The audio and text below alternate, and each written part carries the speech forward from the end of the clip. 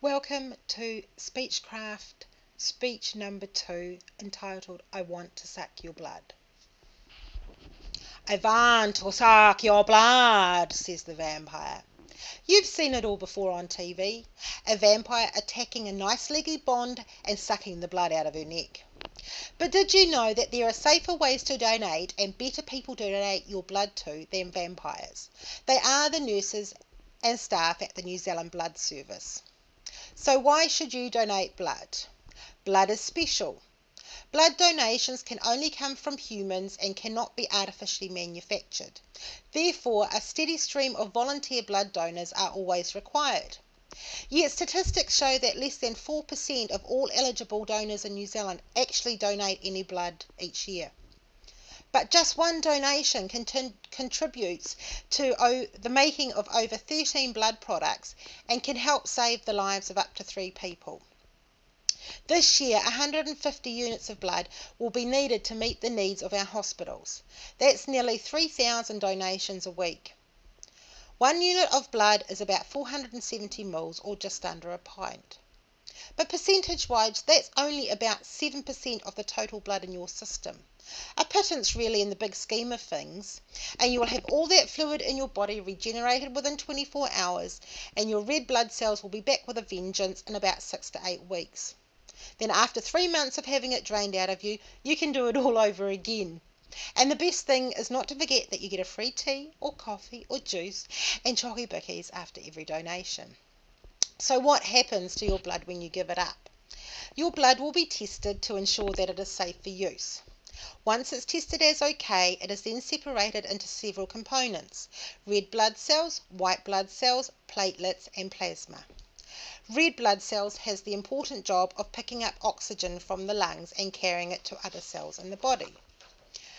Red blood cells are used during surgery or to treat people with anemia and must be transfused into a patient within 35 days of collection, otherwise they expire. Platelets are small particles of cells present in the body which help the blood to clot. They basically help us to stop bleeding. Platelets are used to treat patients with severe bleeding or leukemia and must be transfused within 5 days of collection. White blood cells help to defend the body from disease and foreign matter.